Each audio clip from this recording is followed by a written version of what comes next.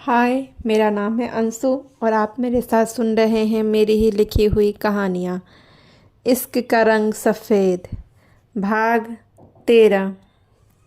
नीरज, तुम मेरे साथ ऐसे कैसे कर सकते हो? मोनिका आते हुए चिल्ला पड़ती है। फर्स्ट ऑफ ऑल तो अपना साउंड का वॉल्यूम डाउन करो, क्योंकि मेरे सामने कोई ऊंची आवाज़ में बात करे ये मुझे बिल्कुल पसंद नहीं है। जो भी कहना है जल्दी कहो, 5 मिनट में मैं यहाँ से निकलने वाला हूँ। मैं चिल्लाऊं नहीं तो नीरज और क्या करूं? बताओ, मैं क्या करूं? ये क्या है? मोनिका अपने मोबाइल स्क्रीन नीरज के सामने कर देती है। नीरज की नज़र मोबाइल स्क्रीन पर चली जाती है जिसमें वो सो रहा था और सीना उसके गालों पर किस करते हुए पिक क्लिक कर रही थी। नीरज एक नज़र तस्वीर को देखकर अपनी नज़र हटा लेता है। How can do this? तुम कैसे कर सकते हो ये सब? तुम मुझे धोखा दे रहे हो। तुम कैसे मुझे धोखा दे सकते हो? तुमने तुमने उस सीना के साथ नाइट स्टैंड किया। मेरे बारे में तुम्हें एक बार भी ख्याल नहीं आया। मोनिका की बातें सुनकर नकुल की आंखें हैरानी से भरी हो जाती है। मुझे तो ये चंडाल गर्लफ्रेंड भी नहीं बनाने देता है, उस पर भी रोक लगा रखा है और खुद रोज़ नई नई लड़कियों के साथ रात बिताता है। पता नहीं खुद को समझते क्या है। तुम्हारा बॉस, नकुल को घूरते हुए नीरज बोलता है। Sorry sir.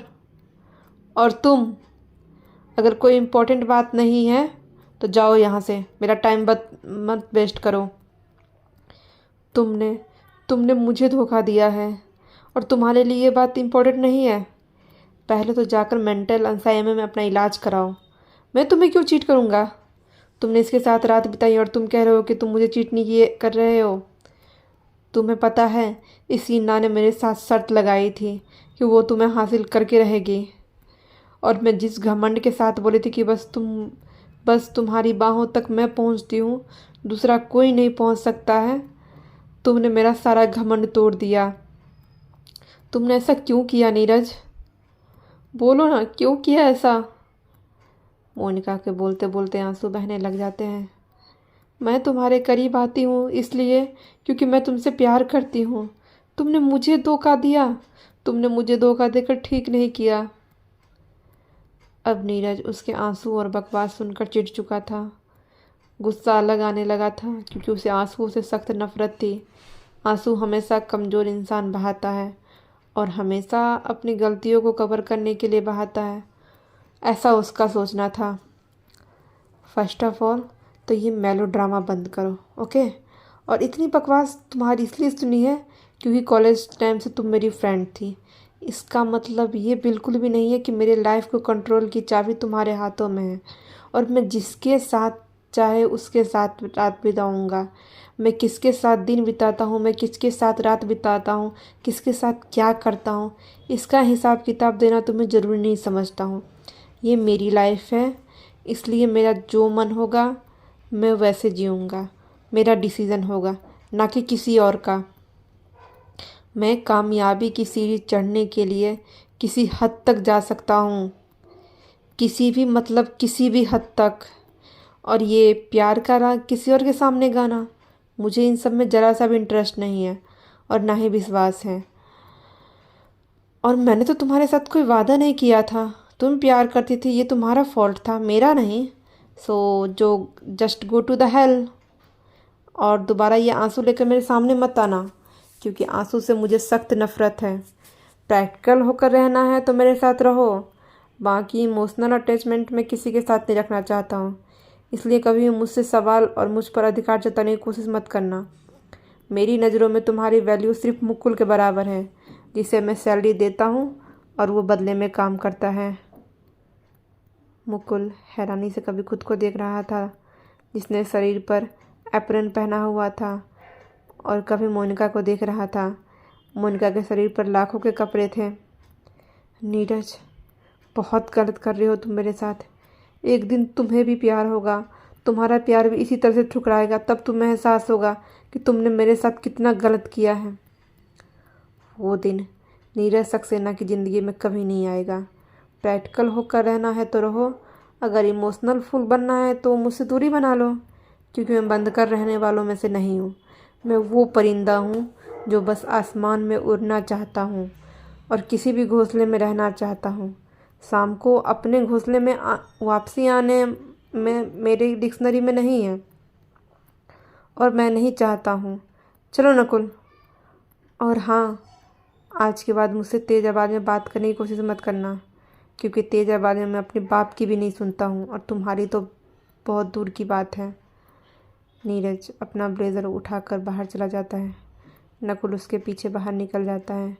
मोनिका वहीं पर ठगी सी बैठी रह जाती है। समय बीत रहा था। देखते देखते 1 महीना बीत गया था। शरद ईशानी का पीछा नहीं छोड़ा था और वो भी यह जानने के बाद शरद की पैसे वाला है उसे भाव नहीं दिया था, ताकि शरद को यह एहसास हो कि उसकी अमीरी से ईशानी को कोई फ़र्क नहीं पड़ रहा है। लेकिन शरद भी उसके प्यार में पागल हो चुका था। अब उसे ईशानी के अलावा कुछ नहीं दिखाई देता था। हर हाल में उसे ईशानी चाहिए था और ईशानी से दोस्ती करनी थी। ईशान का भी मुंबई के आने का समय नज़दीक आ गया था। अब वो मुंबई जाने की तैयारी कर रहा था। धानी की दुनिया पांडे निवास की चारदीवारी में गुम थी। घर का काम, सास ससुर का सेवा करना, देवर ननद का ख्याल रखना, यही उसकी दुनिया थी। उसकी सास ने सिलाई की ट्रेनिंग करा दिया था ताकि पूरे दिन वो कुछ न कुछ काम करती रहे। अब वो मोहल्ले के लोगों के सूट और ब्लाउज सिलना शुरू कर दिया था। पूरा दिन अब उसकी सिलाई में ही बीत जाता था। सुशीला जी इस आमदनी से भी बहुत खुश थी और धानी भी इस नए काम से खुश थी। नए काम के बहाने वो व्यस्त रहती थी, लेकिन इतने काम के चक्कर में बिना नमक का शरीर गलता जा रहा था। अब बस उसके शरीर में हड्डी का ढांचा दिखाई दे रहा था। कमज़ोर तो वो पहले से ही थी, अब दिखाई भी नहीं दे रही थी। वहीं उसका ससुर उसकी हालत देखकर परेशान हो रहे थे, लेकिन कैलाश पांडे जी को बहुत बुरा लग रहा था। उन्हें अब धानी की हालत देखी नहीं जा रही थी। अपने पत्नी के आगे विवश हो चुके थे। वो कुछ करना भी चाहते थे तो धानी तैयार नहीं होती थी। अपने अंधविश्वास के चक्कर में ऐसे तो इस बच्ची की ज़िंदगी ख़राब हो जाएगी। अब हमें कुछ ना कुछ इस बच्ची के लिए करना होगा, जिससे इसकी ज़िंदगी में रंग भर सके और ज़िंदगी खुलकर जी सकते हैं। क्या कर सकते हैं? इस घर में रहेगी तो सुशीला इसे जीने नहीं देगी। इस घर से दूर भेजना होगा। हम इसका दूसरी शादी करवा देते हैं ताकि फिर से नए सिरे से ज़िंदगी की शुरुआत कर सके।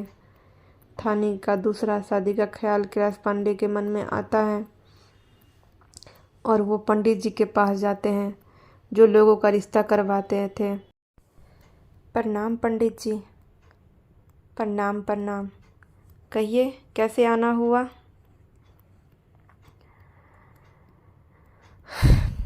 पंडित जी, हमारे घर के हालात के बारे में तो आप अवगत है ही।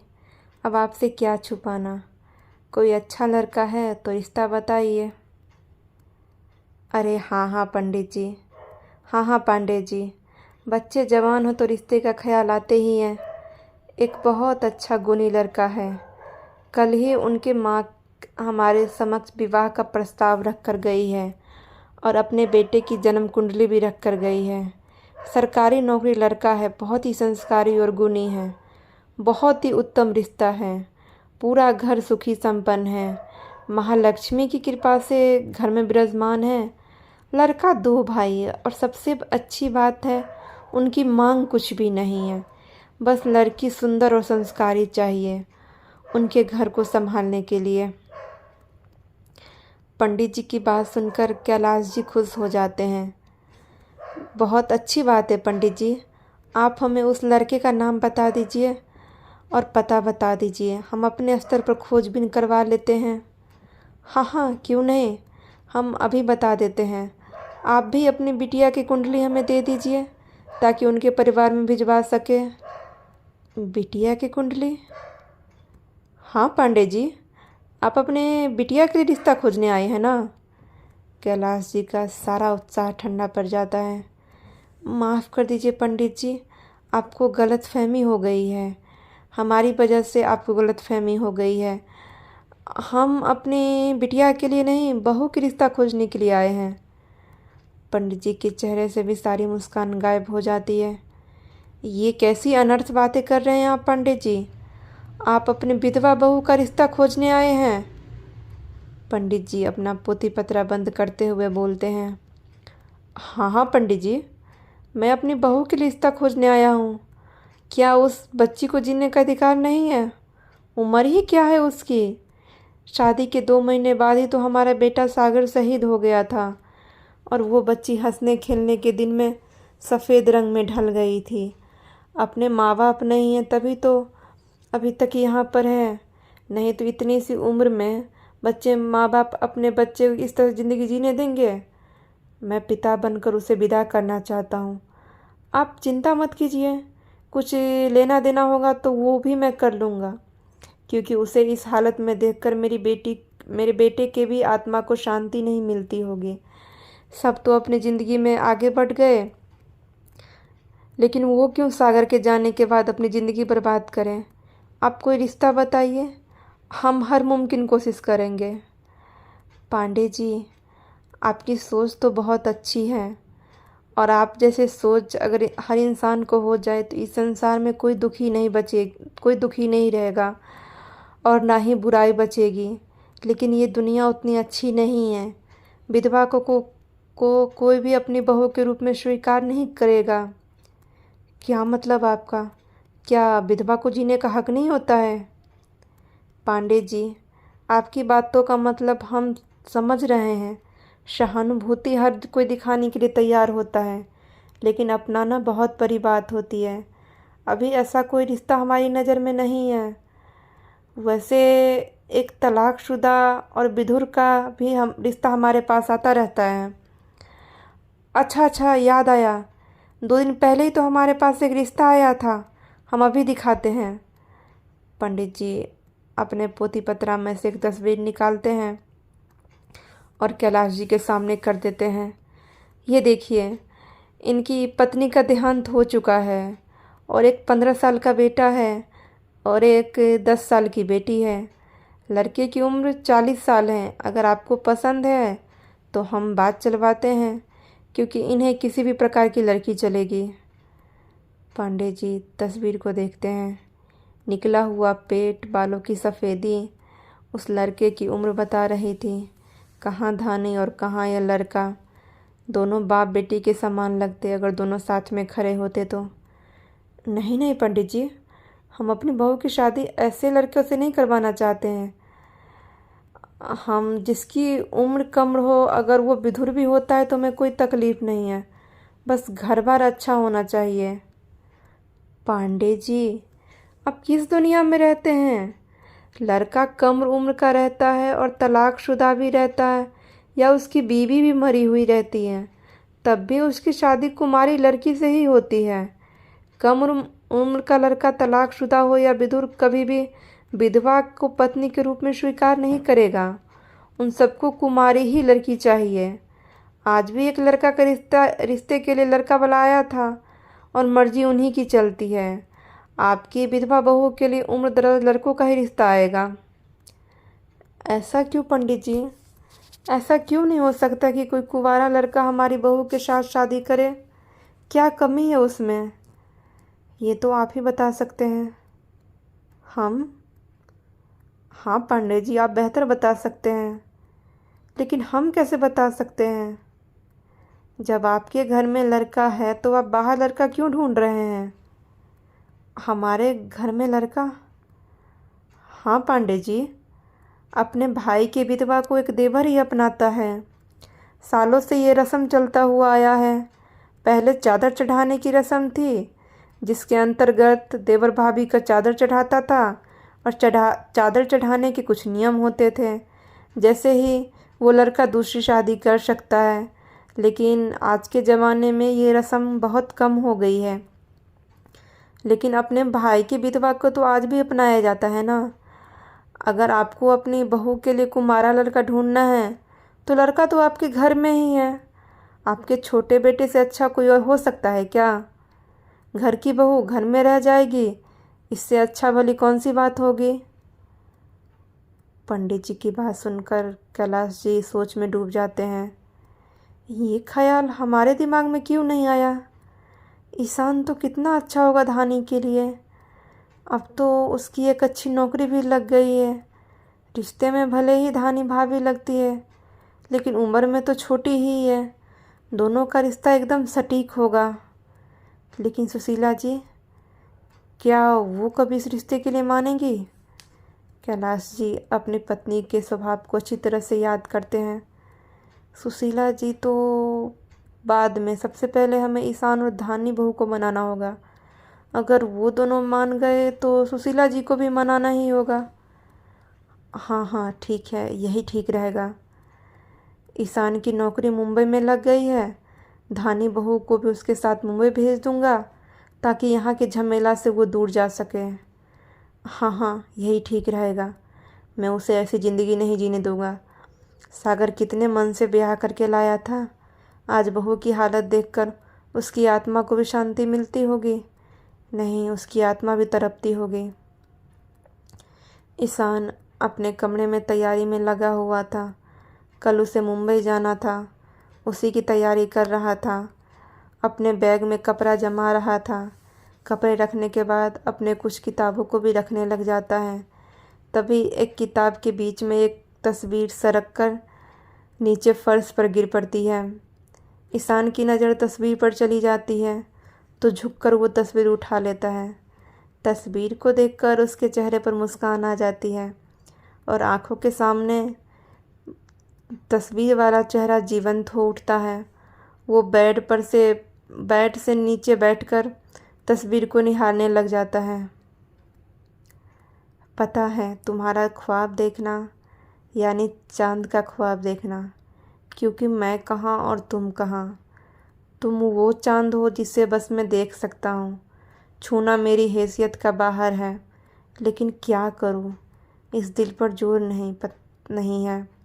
पता ही नहीं चला ये दिल तुमसे कब इश्क कर बैठा। पता है, ये इश्क का रंग सफ़ेद ही रहने वाला है, क्योंकि जब हम मिलते तभी तो गुलाबी और केसरिया बनता। लेकिन मुझे तुमसे कोई शिकवा नहीं है, कोई शिकायत नहीं है, क्योंकि प्यार तो मैं करता हूँ, तुम नहीं। तुम अपनी दुनिया में खुश रहो, मैं तुम्हें देखकर खुश रह लूँगा। ईशान, ये देखो, मैंने तुम्हारे लिए बेसन के लड्डू बनवाए हैं, तुम्हें पसंद है? सुशीला जी लड्डू के डब्बे लेकर ईशान के कमरे में आती है। अपनी माँ की आवाज़ सुनकर ईशान झट से तस्वीर को किताब में छुपा लेता है और फिर से पैकिंग करने लग जाता है। हर हर महादेव। Thank you.